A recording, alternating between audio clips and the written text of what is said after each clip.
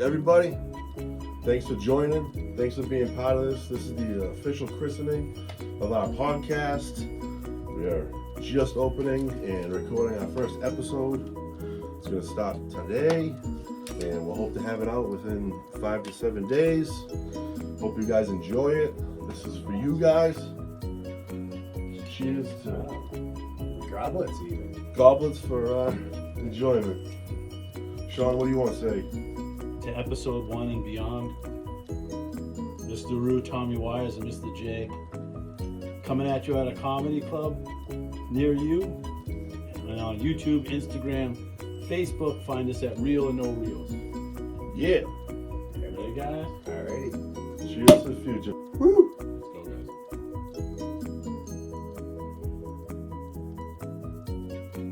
You guys are heaven for Chinese people. Yeah, buddy. This is Professor Barney.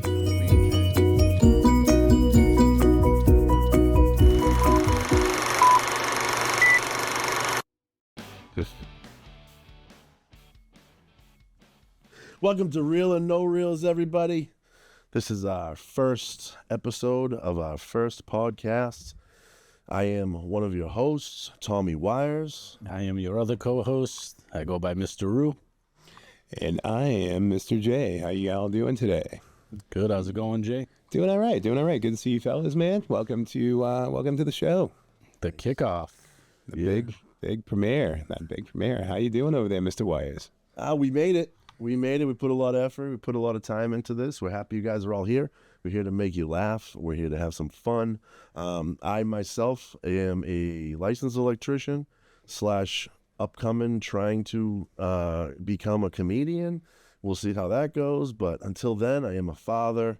I am married. I do enjoy some fun things in life with cars and vacation and up in the mountains, and that's enough about me. I'm going to hand it off to Mr. Rue.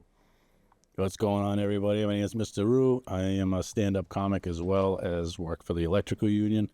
I am only 8 months away from retirement, so hopefully taking on comedy full-time, and hopefully this podcast grows some legs between now and 8 months from now. I'm the father of 2 daughters. They're both adults, so daddy gets to retire young. I just finished the Boston Comedy Festival last week. Nice. Congratulations. Thanks, brother. We've been good. building this podcast. It's about 9 months in the making.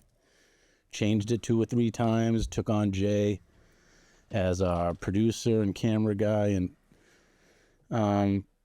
just looking to see where it goes. We have big plans. We hope that we grow kind of a good fan base. And as far as what I'm trying to get out of it, I'm trying to grow social media-wise. And, just another branch in the tree. That's it. Nice, man. What's going on, Jay? Well, you, Jay. Hey, everybody. My name is Mr. J. I am old. I'm a Scorpio. I'm an alcoholic. No, I'm just kidding. That's a wrong group. You guys are a different group altogether. I'm a stand-up comedian, content creator, OnlyFans entrepreneur. No, I'm just kidding. I'm going to add that to the list after we get a bit successful here. Yeah. And I'm here to bring the funny and probably snacks. I'm not going to lie to you. Actually, I'm here to eat the snacks. Yeah, just a second. Yeah, bring some more, Jay. What the hell, man? Hey, you guys, Bring it up for everybody. Yeah, this lands on cheat day for me, man. It's all good. I'd like to just quick. I do a lot of the editing on the show. I do some of the audio mapping with some of the wiring. I do a lot of the visual editing of some of our flyers and some of the artistic side of the things that we do here so far. Obviously, this is going to evolve, but just what I bring to the show, that's a lot of it. Social media. Social media side. Don't forget, you're also a fluffer. A fluffer. Yeah. Yeah. I do fluff. I do fluff. He fluffs, yeah, exactly. The fluffernutter, that's for I'm the fluffernutter, man. He's Don't the you know that? It's fluffernutter. only in New England. Fluff's only a New England thing. You know that? This is true. Nowhere else in the country. But no, yeah. So that's part of what I do. Our show is there's a lot of content. We pride ourselves on some of our real reviews that we do. When we do our normal podcast episodes, It'll be a lot of talk about things in the relevant for our lives and, as comedians, in our families, things of that sort. But one of the biggest parts of this, as the name precedes itself, is real or no reels. And, every once in a while on our show, we're going to pop up some content that we're going to discuss. Something that's real. Something that's real. Yeah. And for an example, I guess we'll just kick it off and throw one up there. Should If you we- want. yeah, should See we what kick we one did out? with this. Yeah, I mean, we might as well. You brought it up, right? All righty, well, here we go. And then this is, we're going to set up the first reel. First thing we see is a guy in what looks like his PJs and no shirt. Hiding in his house somewhere. No shirt labeled Tony Starbucks. All right, you're going to let this roll. Let's see what the fellas think. The best is called Fringe Fair. First the that's the account, Fringe Fair. Oh yeah. Look at this guy. What is he doing? I don't know. He literally did. He took his shirt off and left it on the floor right behind him in the video. He didn't have enough effort to make it legit. No, man, that was Kid went down to CVS to grab some red face paint. He face painted the top half of his face. Looks like he's got a sheet over his head, but it's all paint. He's got yellow in the middle, like he's Tony Stark, but painted on his face. yeah. And he's got a big old pair of big old naturals too, which Looks like he broke into that house though to do this. He might have. He got his pajama bottoms on. He's still in his mom's basement. The door's still open. Yeah. let's roll this one more time. Let's see what the hell's going on here. Hold on one second. All right, here it is. Yeah. That dude's got bra fat like no other. Like I don't want to go off the rails with this one, but instead of Tony Starbucks, it would be more relevant or probably closer to it. The exact description if you went with Gay Mysterio. There's no Mysterio there. Yeah. Oh, dude. I don't see Tony or Starbucks. Oh man, no. I do see how he left his shirt right there on the floor. If that is Tony Starbucks, man, he's getting the double extra sugar chocolate frappuccino. I'll tell you that. He's much. got the grande. He ain't getting Starbucks for the caffeine's back. All right, what do we got? Let's throw one more up there. Just to You want to see one more? Yeah, just to that one was a dud. Oh, Okay. Hold on a second. This is a lot. let's set the This table is here a lot first. to Yeah. dissect. All righty. Who wants to discuss this with the crowd first? All All right. right, we have two girls. Yes, there are girls. Yes, Some girls that broke into a door. exactly. they are little people. They are little people. There Little we go, people. Yes. They They didn't crawl through the doggy door. No, we don't punch down here. We call them little people. So let me get them going. Do what you do. It pre-pro in your house. So they're little people. One of them threw a mean karate kick. Exactly.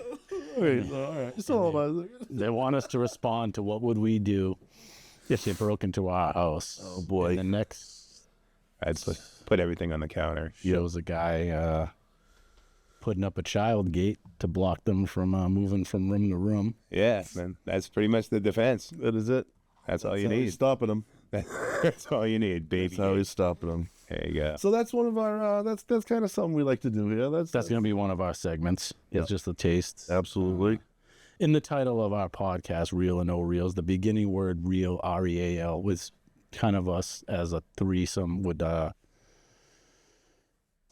part of our podcast with that is like keeping it real, where there's going to be episodes where we get into real stuff that we deal with, whether it's family stuff, mental health stuff, could be, what we got going on in our real life as far as work, comedy, Yep. Finance. shows going on. Yep. We all got different hobbies. I'm into cars as well as Tommy. I'm into real estate as well. I'm into trying to plan for my retirement. So I do financial stuff. Tommy and Jay have kind of different interests, but I like astronomy. Yeah.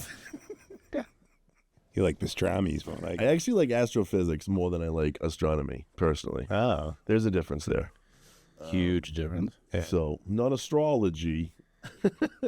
Nothing Very wrong with curious. astrology. I find space very curious, and I find it very intriguing, just the vast expanse of it and how we know nothing of it.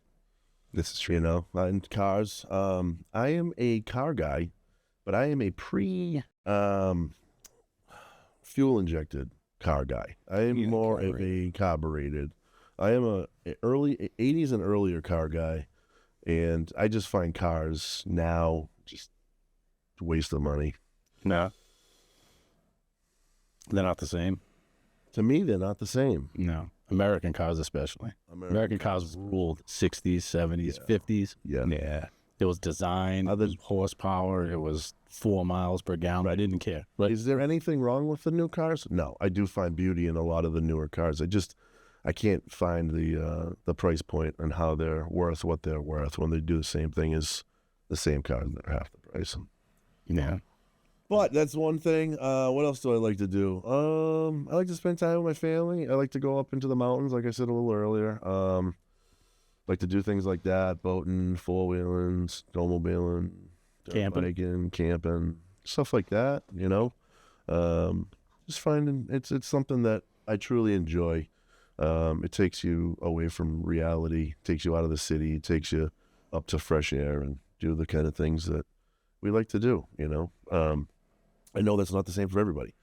So, Definitely. Yeah, I like the same. shit indoors. So actually, so yeah. I stay away from the Yeah, campgrounds. I was gonna say, I don't want to speak for Jay, but we're on the opposite. I think we're more city people. Yeah. Yeah, you give me Oh, the concrete jungle over the woods any day of the week. You know what I mean? yeah. Hell yeah. It's all good though, man. To each his own. That's it. I appreciate that too, because I go down there and I enjoy the city myself. To be there every day, I don't know, man. I don't like people. I don't. It's not the Just people. a I think, lot of I think the chaos of the city is my calm. Like to me, that's home to me. Really? Yeah. Yeah, I'd like to get lost. Gives me anxiety. See, like I need the a opposite. megapolis though. I need like New York City because I stand out way too much, man. Like even in Boston, I'm like, hey, where's Jay? I'm like, ah, man. There he is. Yeah, I can't get away with nothing. You know what I mean? Yeah, no shit. Yeah. Take my shit to the woods. No woods for me, man. Woods for me. Put me in the middle of a city at midnight rather than the middle of the woods at midnight. Nah, samesies. Exactly. So the other part of our podcast and things we're going to do in the future, we're going to have guests on for sure. Probably start off with some friends of ours that are comics. Yeah. We have Go ahead, sorry. I was going to say, we have your comic friends, then we'll get into some, personal friends, whether they're like health coaches or fitness trainers. They're comedians as well. But, Yeah. we'll talk about in this field where the three of us are comics. There's a lot of things you see with comedians. It's kind of like a personal trait of the reason why we do comedy. Oh yeah. Me, myself, personally, I don't mind saying it. I deal with depression and OCD. Yep. We're all broken somehow. Yeah, and so Yeah. the broken part of me is, if I can't laugh at myself, it's, fulfilling to stand in front of a crowd of people and, get a laugh out of them and, Yep. kind of a way to vent, kind of a way to release. Absolutely. No better feeling, actually. Seen it across the board with all the comics I've been over the last 3 or 4 years. Yep. Not everyone deals with something, but some of them come out and talk about it, and makes you feel like you're, part of that elite group of misfits. Yeah. Yeah. So that's how basically we all kind of found each other too. I met Sean at an open mic night.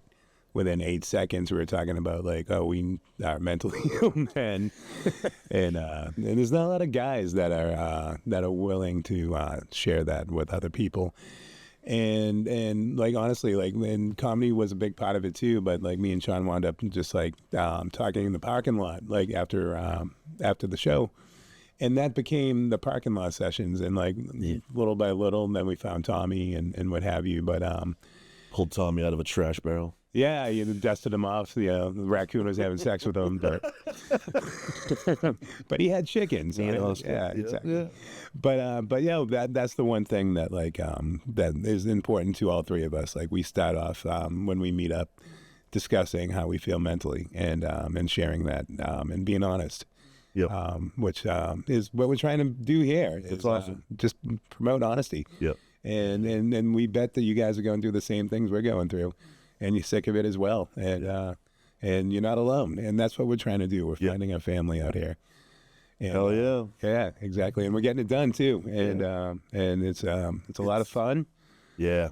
And That's part of it. Too much fun. That's the problem. We're trying to share this much fun with you guys now. yeah, Like exactly. we have, like the three of us have formulated this bond between us that is just like, it's infectious for others too, because, you know, I go through some tough times. I have some difficult periods, and I've never had a group of people or men in general. I mean, you can have the female side of things, but for us as guys in this game, you know, it's hard to have a group of guys that you can actually reach out and be like, hey man, I'm so like proud of what you're doing, but it's giving me anxiety and I'm feeling like shitty about it. I need to be honest with you and tell you the truth.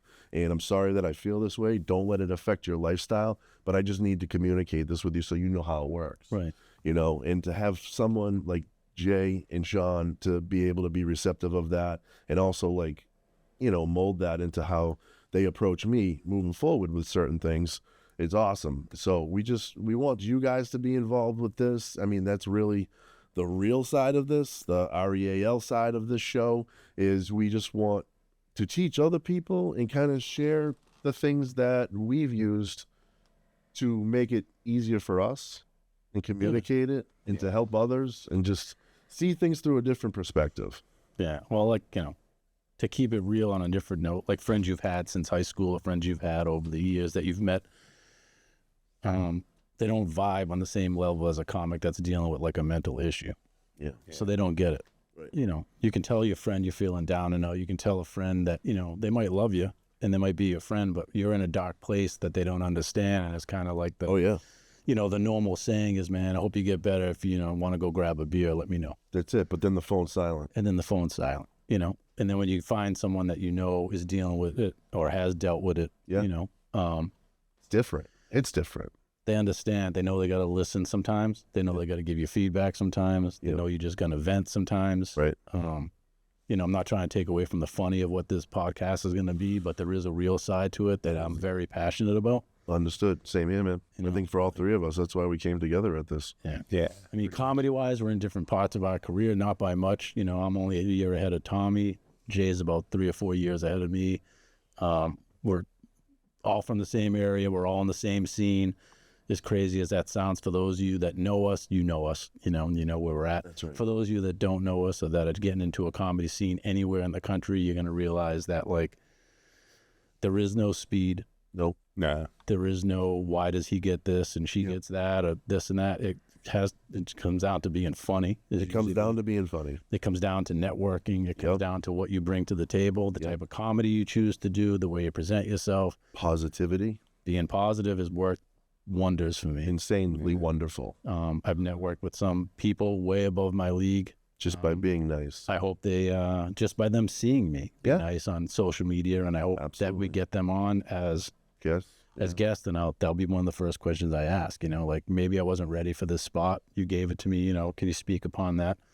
What's the reason? What's the reason, and why'd you give me that chance? You know, with, you know, other people might have been hungrier for that spot, Absolutely. more ready for that spot. Yep. Yep.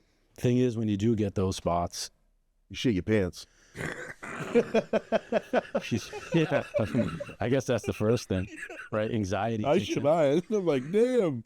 Anxiety kicks in first, and then it's kind of like, you got to show up, man. And you know, it's like the coach put you in. You're coming up to bat. You know, you don't need to hit a home run, but maybe hit a single. Absolutely. You know, That's the A glass. hit's a hit. a hit's a hit, but if you go up unprepared, that's like a reflection on yourself as well. So that's where those small places are. That's where those grinds are. Right. That's where this game is played. You know, this game's played in the open mics. Yeah. And the friendlier and happier you are and most networking you can do while you're at those, I personally feel like it actually changes your course of your career, you know? Yeah. Well, you're always Saying told. awesome. You're always told you never know who's in the audience. 100%. Some guy sitting in the back. You think he's just the lonely guy drinking a beer, and Right. not even. He's a booker Oh, all that's that. just trying to find new talent. Yep. You don't know that to after You the didn't show. say a word to He nobody. didn't say a word to anybody. You see him there 2 or 3 times. You're like, wait a minute, Yep. you know, Oh, yeah, there he is again. and he's just scouting. Yep. And then one day he sends you a DM in your friggin' Facebook messages. Yep. Where he puts up a show, and you're like, oh, I remember that guy. That guy was at the open mic. You know, It's that fast. It's that easy. I wouldn't say easy, but yeah, No, I'm saying it's that easy. They reach out to you. it's Like that when easy they for reach, them. when they Right, finally right. reach out to you, Yeah. they know who you were. They saw you talking to everybody. They saw you being positive to everybody. Yeah. They heard you giving feedback to other people. And for those of you that are listening, they do watch your social media. Oh yeah, So they For better or for worse. for better or for worse. no, well, both ways, right? Yeah, it's comedy HR for you, buddy. Yeah. Yeah. That's kind of my little backdoor entrance into comedy. Backdoor. You had a backdoor entrance Yep. at the comedy? Yep. That's how I asked Jam to comedy. I'm just saying. That's It was one the way to social go about it. media. My backdoor is exit only. My backdoor is only open for certain fucking producers. No. I went on to the social media side of things. I didn't want to be involved in social media. I really didn't want to. And I realized that I have to be involved in comedy.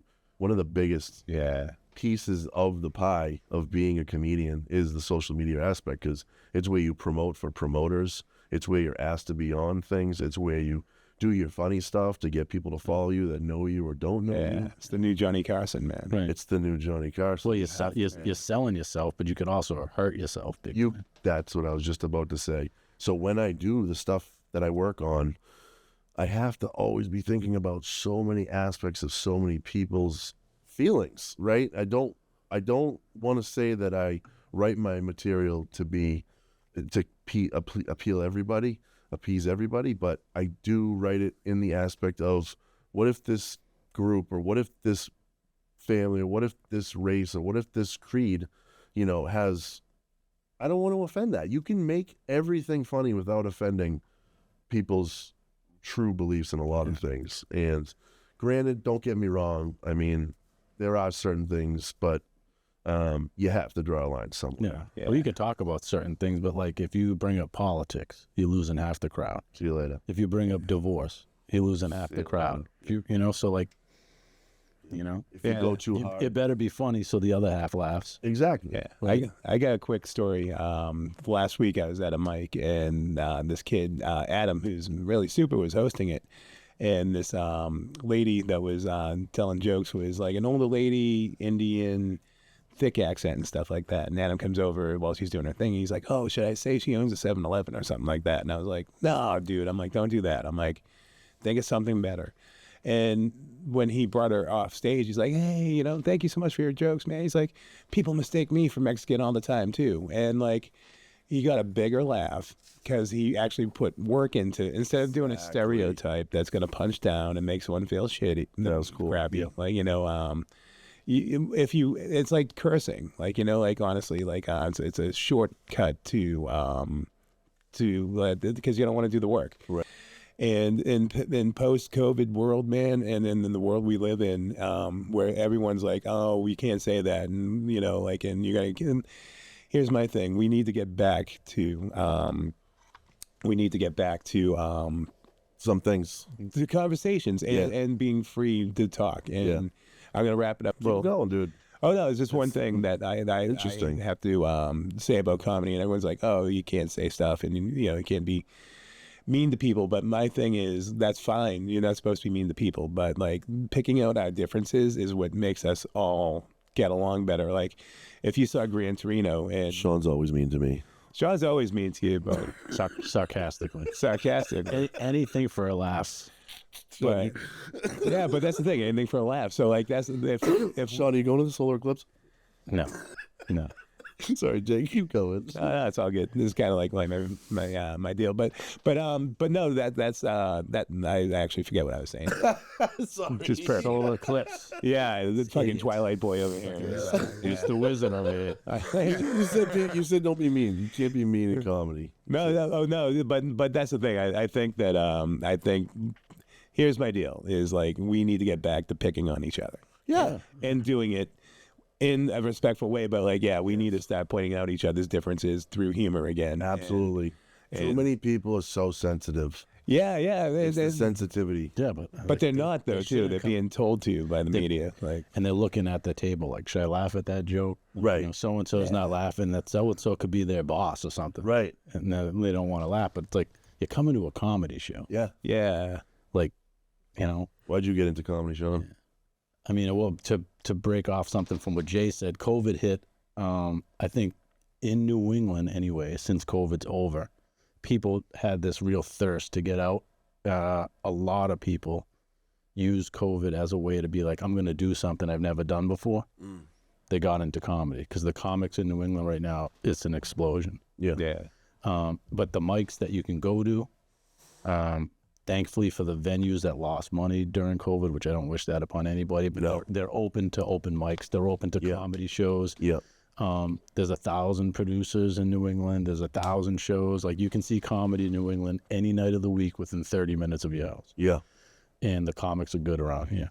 Yeah, and it's funny because it's the scene has grown, and and you see this mold of injection into the scene that's just from the COVID era, that's moving forward. It's like a wave, right? It's just a influx. Yeah. Is it going to flatten out? Sure, I'm sure it will at some point. 'Cause Yeah, everything weeds out everything, and then another wave comes. that's right. So So I started writing pre-COVID, ready to jump on an open mic, ready to go to like a comedy school. COVID hit, put all in-person comedy schools on hold. I didn't really want to do one online. I wanted to be in person. I ended up at Laugh Boston. I did 24 weeks with a comedy class, hit a whole bunch of open mics, learned a bunch of stuff that, I would have learned eventually, but it's kind of like good to get a leg up from someone that's been in the business for 40 years. absolutely. Hopefully we'll have him as a guest on, and I can ask him 1,000 questions about, tips he gave me. That'll be a dream. Yeah. Some of the critiques he gave me, some of the critiques he still gives me. It's amazing. One of the best in the business. Yeah, and then over, my 3.5 years of doing it, I went from a student of his to hosting a show he was on, to being a feature on a show he was on, to being in the Boston Comedy Festival where he was the host that night. Unbelievable. It was unbelievable. So, yeah. Hats off to you, man, because that's huge in the amount of time you've been doing this. Yeah. It's like, you throw your feather in the hat and you hope you get pulled. Absolutely. Was I ready for it? I don't know. Did I get it before I was probably ready for it? I mean, I could say yes, but I was picked to be in it, so maybe right. not, Yeah, no, you're right. Everything happens at the right time. Yeah, Exactly. yeah. I mean, when you get there, you realize, Don't force it. it isn't like Yeah. 2-year comics versus 4-year comics. It's like, 4-year comics versus a 1-year comic versus a 22-year comic. It's like, Yeah. the guy that won this year is a great guy, funny dude. He was on Jimmy Kimmel 7 years ago. Wow. So he made, Oh, yeah. he made a TV show 7 years ago, and now he's winning the Boston Comedy Festival. That's who I was competing against. One of these guys. Yeah. Casey Crawford. Casey Crawford. Congrats to you, Casey. You killed it that night. Yep. It's awesome, man. Yeah, but, it was a 5-night event or a 6-night event. I went 5 nights down there, used my first night. 2024 Boston Comedy Festival, everybody. So I just want to clarify that. Yeah, it's down at the City Winery in Boston. Great event. It's a 6-night event with some major headliners. Competition goes on for 5 nights of those. Yep. Put that on your schedule if you want to If you're do into it. comedy. Yep. Even as a fan of comedy, it's probably kind of expensive to go to every single show, but man, you see like some top-notch people. And I used it. I was on the second Monday night. There was a double show, prelim 1, prelim 2. I was on the second prelim. Yep. Didn't move on from that, but was happy to be there. I used it as a networking ninja. I went down 5 out of 6 nights. Awesome. It's an hour away from me. Used it to, meet people I would never meet. Made some good friends in Connecticut. Made some good friends in New York. Yep. Hooked up with a comic from Texas, that wants to go back and forth. Maybe like, getting them on shows here. I'm not a promoter, so I can't really put them on shows, but I can get them in, in touch with names of people. He made it to the festival, so he should be, good for. So once you started writing, once you took the class. Once I took the class, I did what Jay did. I did the opposite of what Jay did. Yeah. The only person that knew I was doing comedy was my wife. Gotcha. I took a class that was an hour away, told no friends, drove about an hour away for 3 nights a week, 1 night a week for the class, 2 nights a week for open mics, which, when you first start off, it is what it is. Yeah. I'm doing comedy at 11 o'clock in front of 4 people in the back room of a dead end bar. That's the commitment. And driving home at another hour home to, listen to my set that I recorded on my phone. It's just going to say 5 minutes. It's the 5 worst. minutes. 5 minutes of listening to you talk And not getting the response, not getting after a laugh, not week getting- of waiting to go. Yeah. You're taking away from, time with your family, taking away from time with your wife. But I didn't even let my wife come to a show for probably 14 months. So That's a commitment. there is trust there when she thinks you're out 3 nights a week. Well, mine was about 14. Mine was about 12 months. She didn't see me perform till about a year, actually a year and a half into it. But the first half of a year, I don't really even consider that part of my journey because it was just me like kicking the tires, saying, "Is this really what I want to do?" Yeah. How'd your first open mic go? Oh boy. Should I talk about why I got into comedy first, or are we talking about that first? Oh, your first open mic was at the same mic that me and Jay met All at. right. So my first open mic was at the infamous Winner's Circle. It's on Most his- people- It's on his 14th year, I believe. Absolutely. Yep. No. I'm giving it props right Yeah, now. yeah. The Winner's Circle was the place to be. You drove to Salisbury, the beach Massachusetts. my whole life. Yep, Salisbury, Massachusetts. It's a family-run business with a comedy room upstairs that's been going strong for 14 years, run by David Radigan.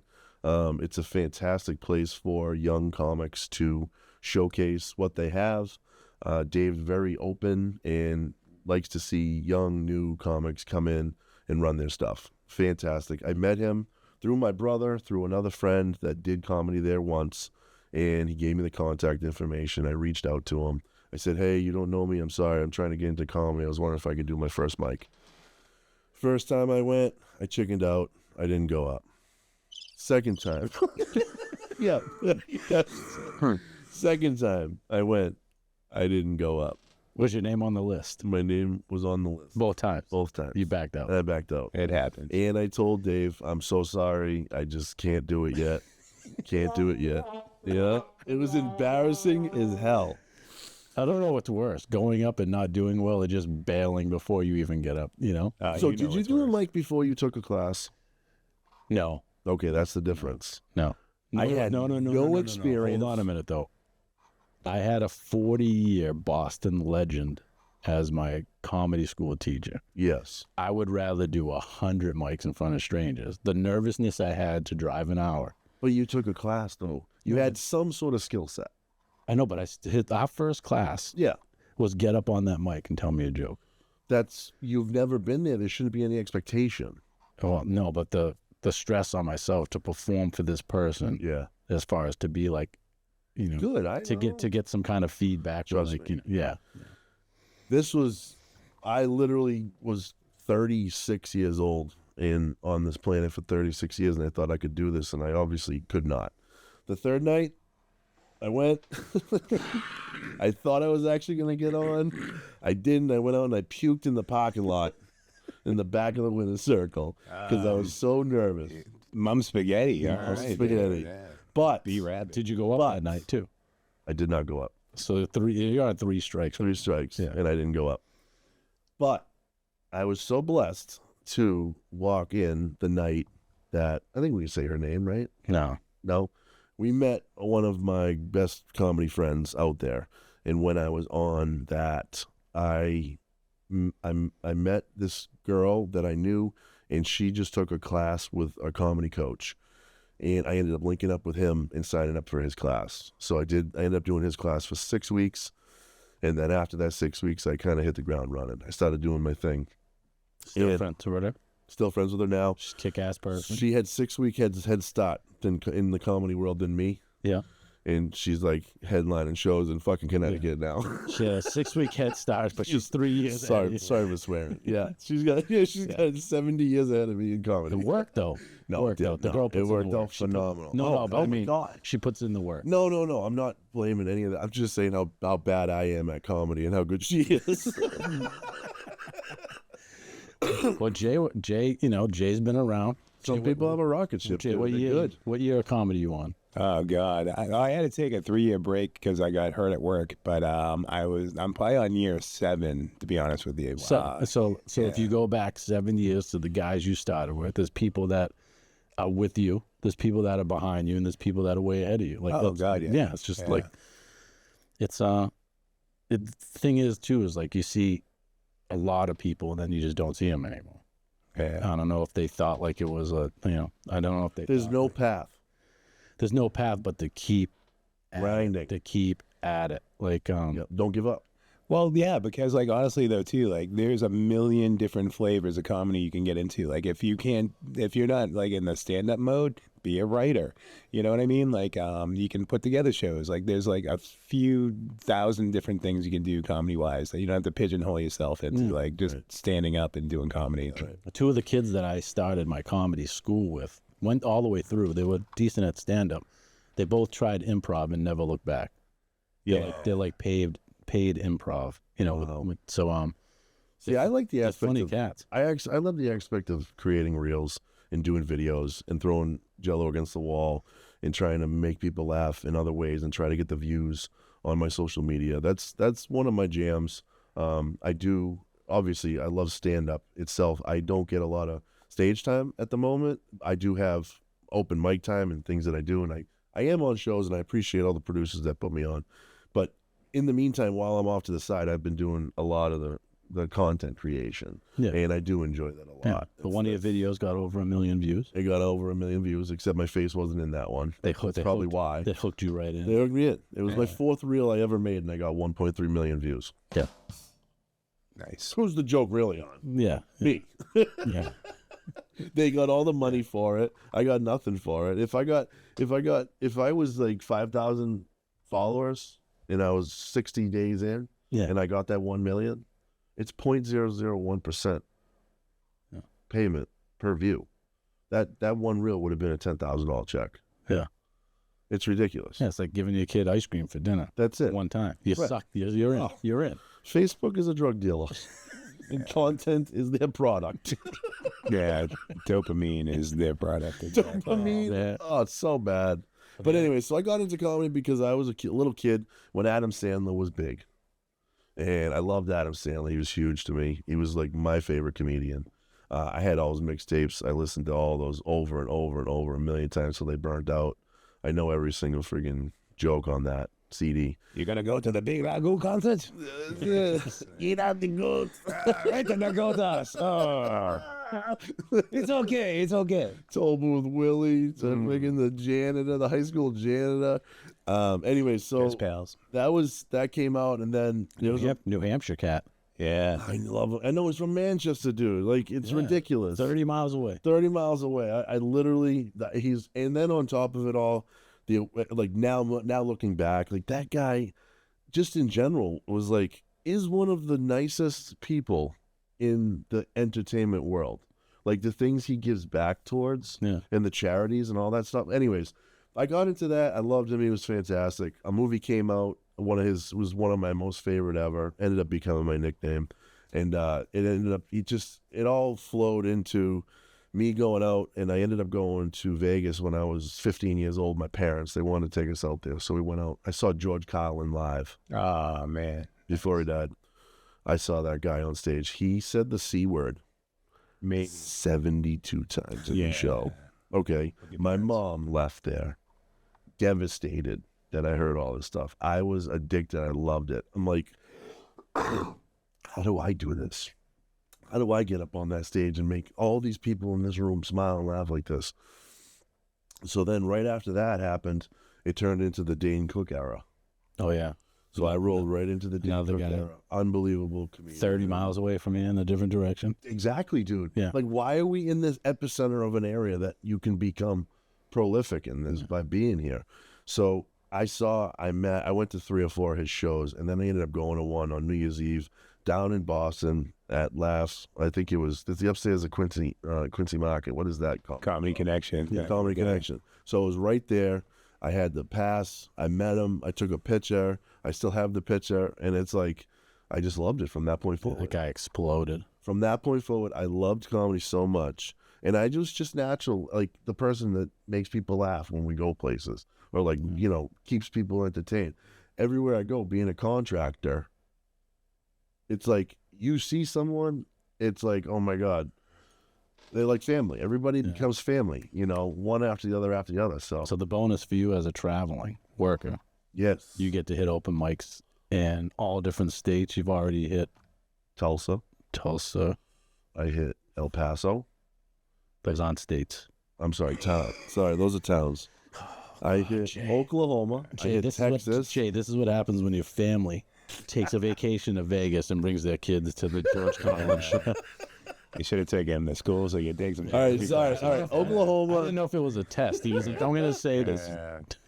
Did we do Vermont or was that? We did Vermont. All right, West Charleston. He's just reciting Route 66. So I got towns, Vermont. I got New Hampshire. I got Mass. I got Texas. I have Oklahoma, Florida, and I have Maryland.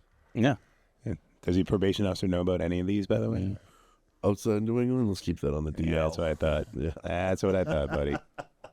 I will say there's been some headliners that are like good dudes that, they'll joke about like trying to tell you not to get in the business Oh yeah. because they grind, the 30-year grind. There was a point in their life where they try to make it, would put food on the table. Yeah. And, if they watch the business change 3 or 4 times, I kind of did the same thing. I used to rap when I was younger, and then I DJ'd. And what happened with DJing is there was a point. Wait a second. Weren't you the first rapper / DJ? Right there, Mr. Roo. Hampshire? Is that's it right there? Mr. Roo. These. I left rapping, made no money. It was cool to be in front of people and rap, but like DJing started paying good, carrying records. Yep. You're not old enough to remember this, Tommy, but Jay will remember, like, there was big clubs that people, dressed to the nines to get out to, and what happened was DJs were getting paid, like, I'm talking mid-90s, I was getting like 150, 200 a night, carrying my records. Money back then. Right. Yeah. And It's then like the 600 now. And then the iPods came out.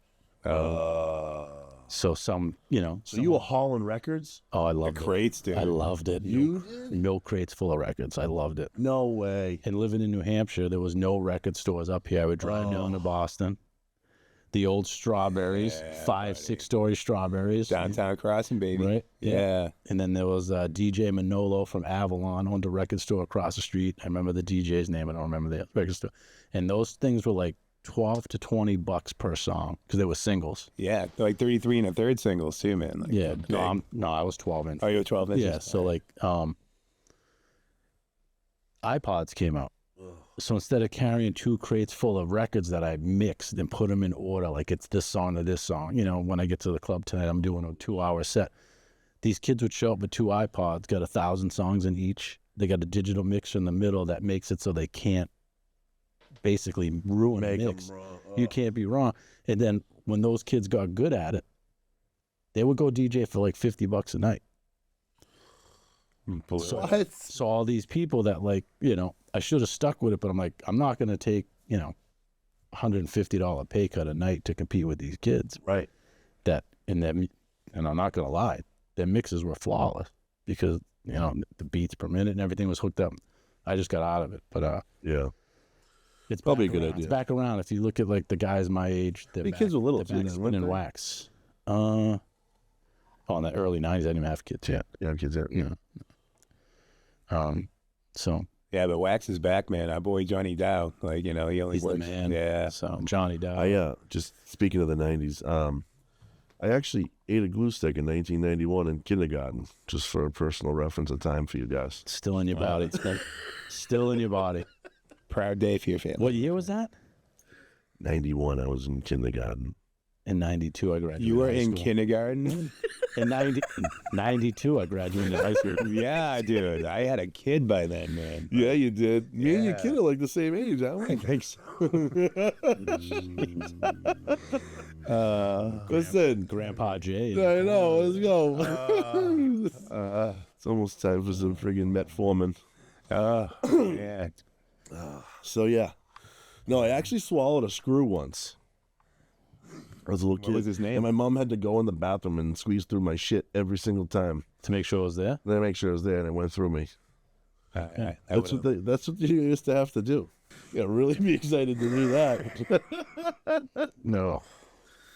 Oh, what about it? Putting the wood to you. Yeah, it's all I good. would do a 1, 2, 3 of like what we got into why we wanted to do comedy. Why don't you do like what do you expect? Like what do you want out of it? What do I want out of comedy? I guess What's the goal? The goal is to be told that I'm funny. Okay. That's one of the reasons why I like it. The real goal of what you're saying is it's not about money. It's really not about money. It's more about demand. Like, people want me to be there. Like, I want people, I want to have, not that I want to tell people I can't do their show. I want so much good things that I have to have a calendar big enough to decide which ones I do go to. Which ones you get booked for, you mean? Yeah, Yeah. who I choose to go to. Can I give you a piece of advice? Always. What's your plan B? It's at CVS right next to the Plan A. What's my plan B? I don't know. Gonna start selling firewood. On his hands. All right, Jay, you're 7 years in or whatever. Like, what's your goal? Comedy goal. My goal is to have fun and create art. I've done enough paying into society with regular jobs and what have you. And yeah, my goal is I don't care about money. I never have. I think it's evil. And I just want to have fun and wake up and create new stuff every day. And, just kind of inspire people. And that's kind of like why I like cooking up this little wolf pack here. And and I want to keep up our open mic night and keep it going. Yeah. Yeah. My goal, which is a weird goal. Most comics will tell you not to have this as a goal. I don't know why. With me retiring from my full-time job in 8 months or so, I have a 4 to 5 year plan from now to try to be a comic cruise ship on a comic, comic on a cruise ship. I mean, That's great. That's a good plan. I don't know if it's a good plan, but that's a plan. Oh, it's a good one. Free cruise ships. Yeah, that's 90% of the stuff I write is clean. I try to write clean. Same. I do think it helps me get booked more. Doesn't appeal to every audience, but I think it's harder to write clean and switch to dirty than it is to write dirty and then try to come back to clean. Said though, if you have a Rolodex of clean jokes, you can always go in and have a good day. Anywhere. If you want to be dirty in a clean set that you have a Rolodex of, you can always throw out a dirty joke in a room that you know will be acceptable in.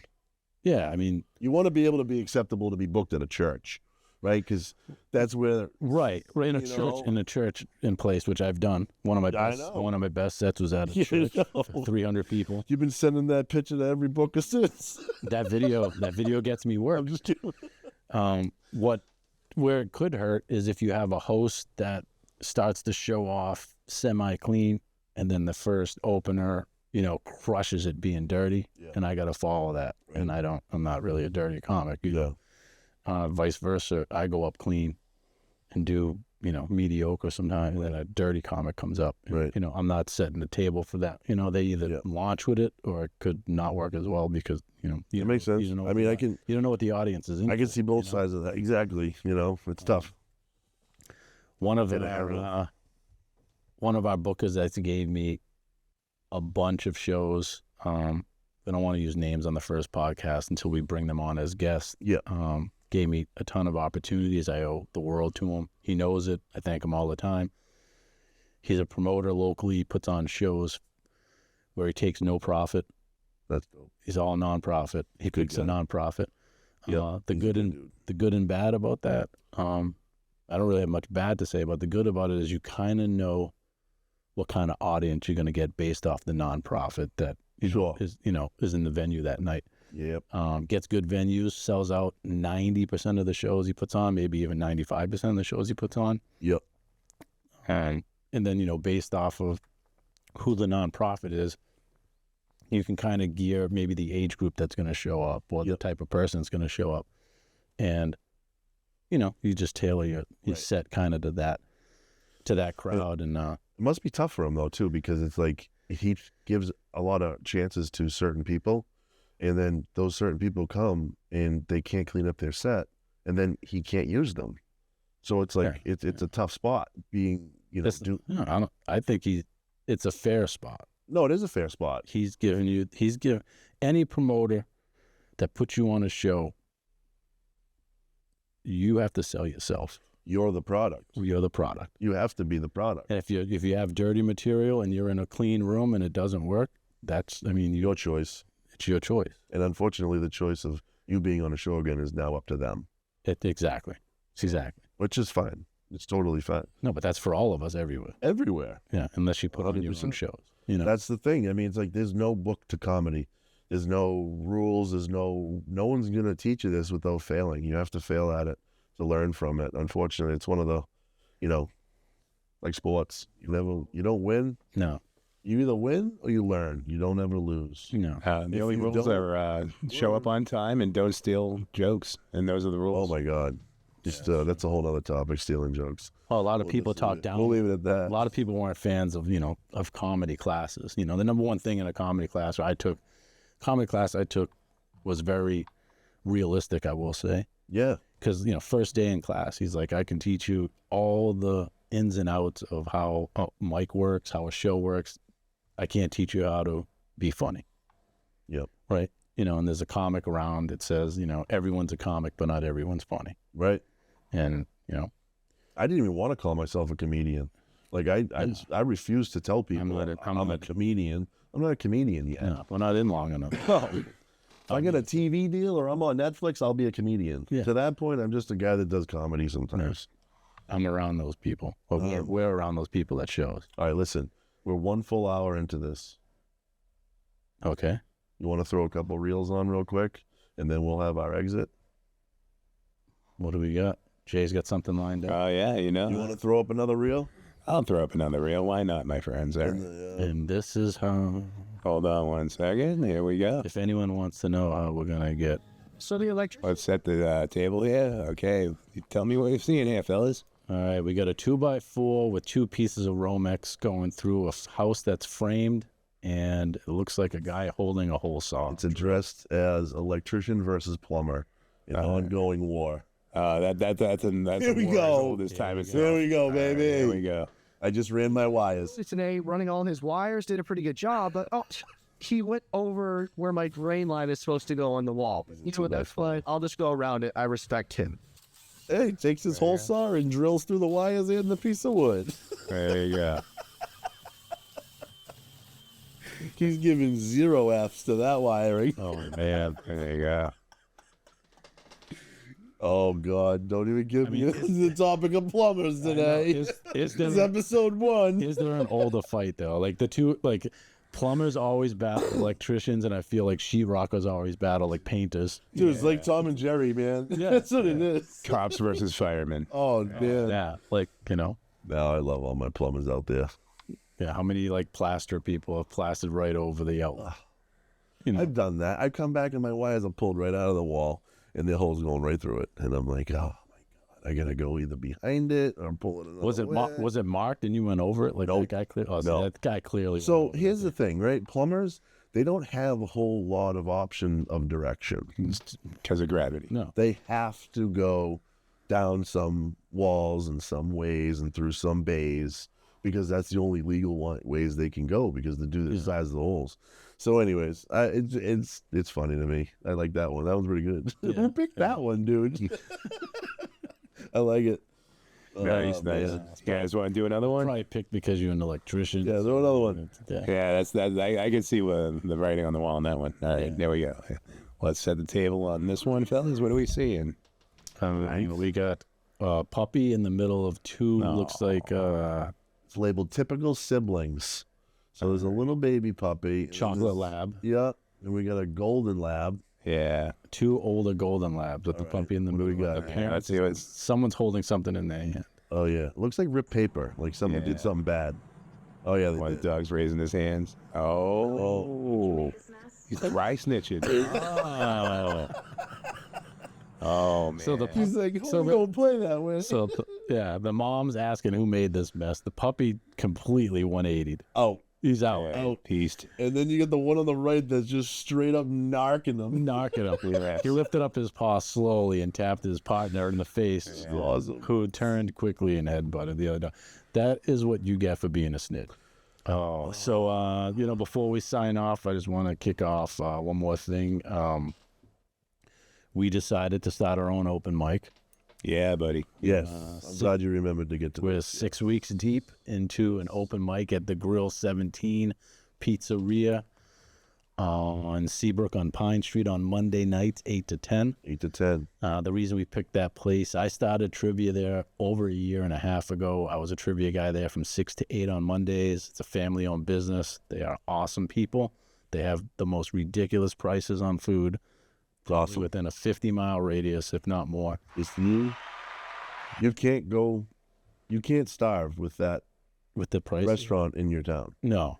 You can't starve. If you're doing takeout, if you're doing, it's a good vibe. Awesome people. Awesome people, always fun. It's kind of like Cheers in there. Everyone knows your name.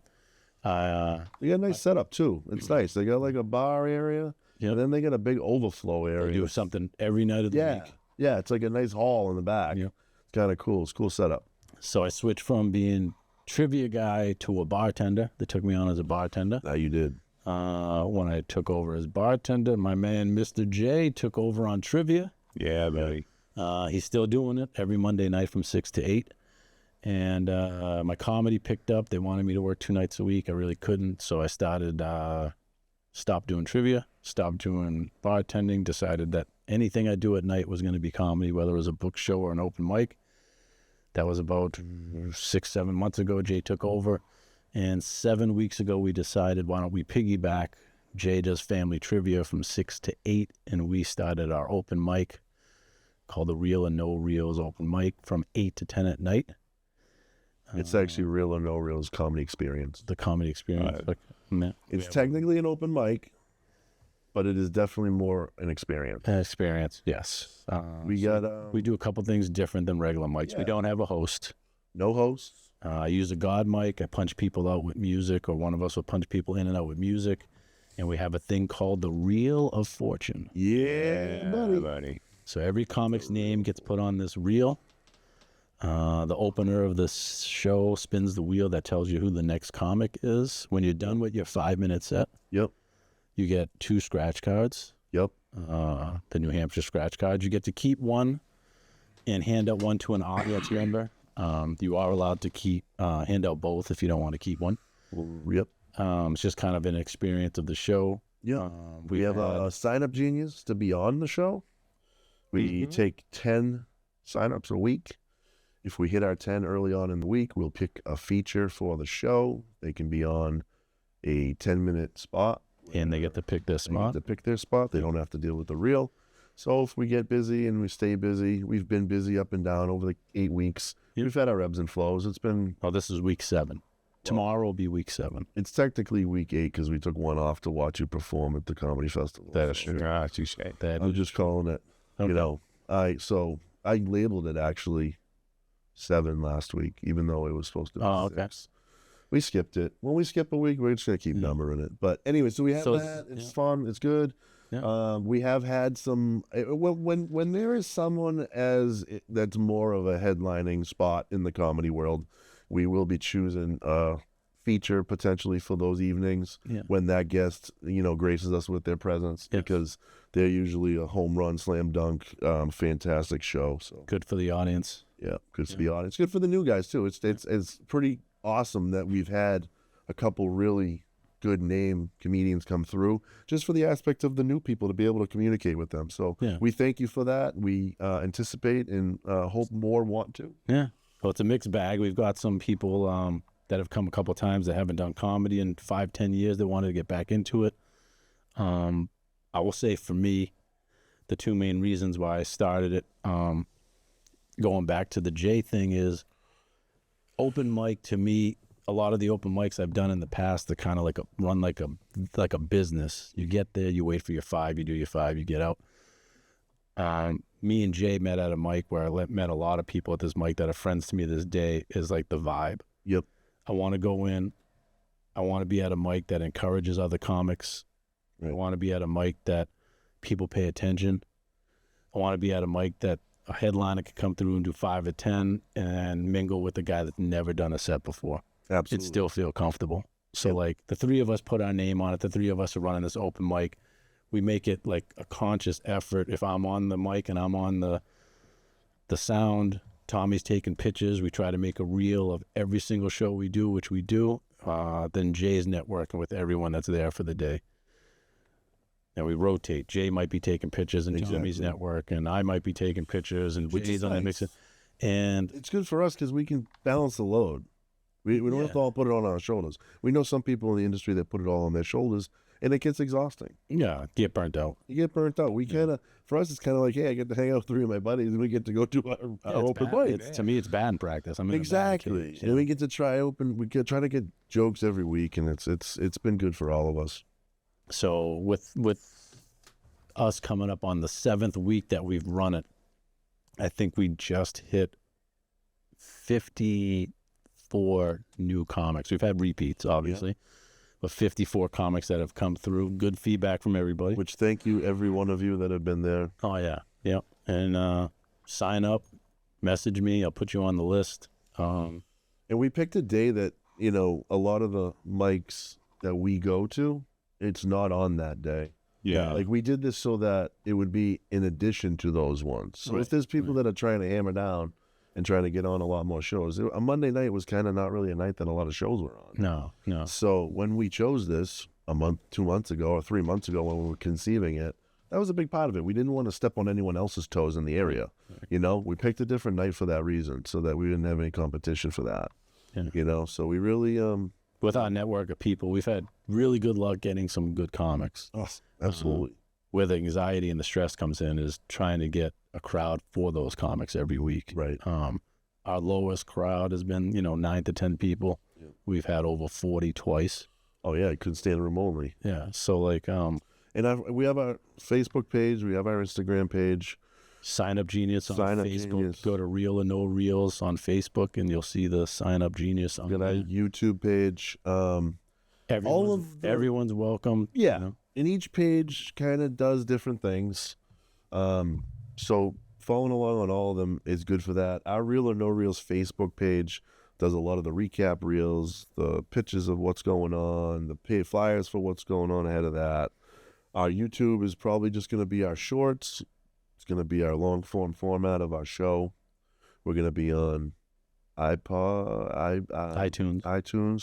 We're going to be on Spotify. Yeah. We're going to be on, what else are we going to be on? Jack? iHeart, Amazon, Google, All those. SoundCloud.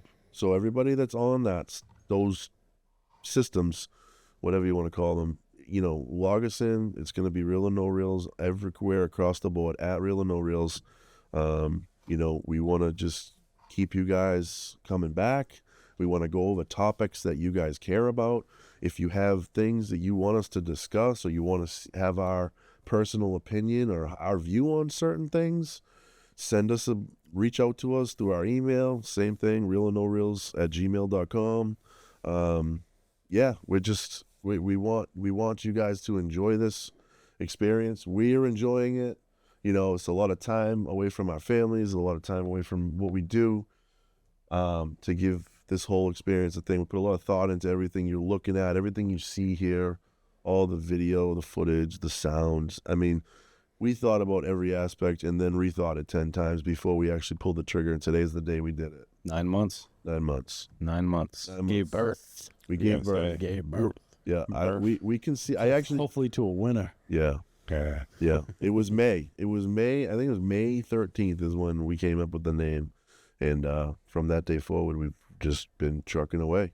And hopefully we have some awesome people on this show. Hopefully you guys, like I said, you keep coming back.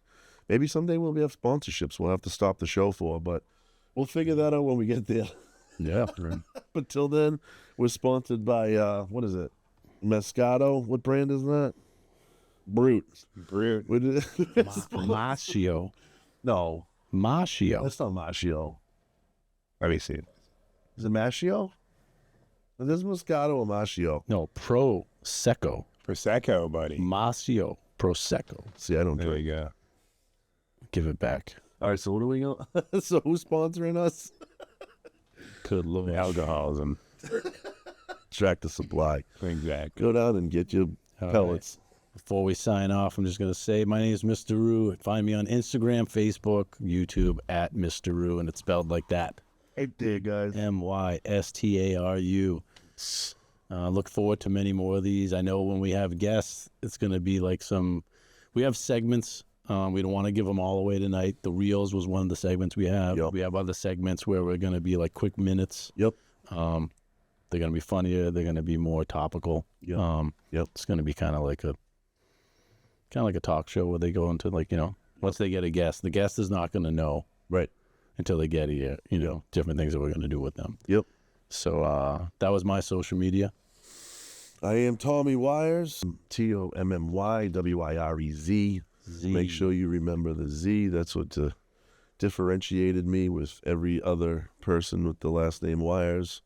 And follow for my reels, my content, my YouTube.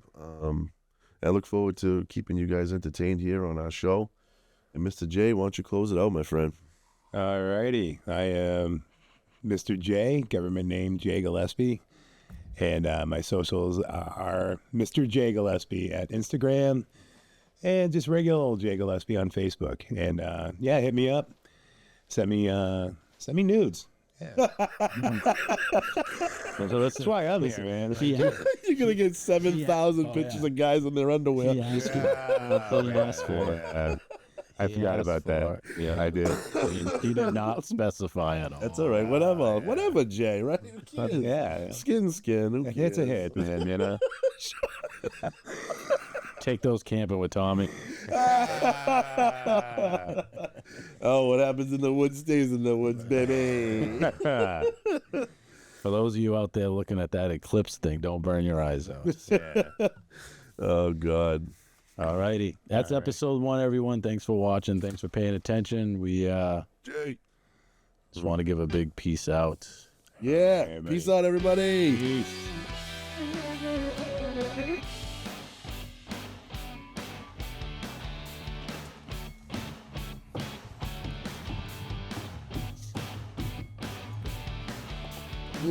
Yeah.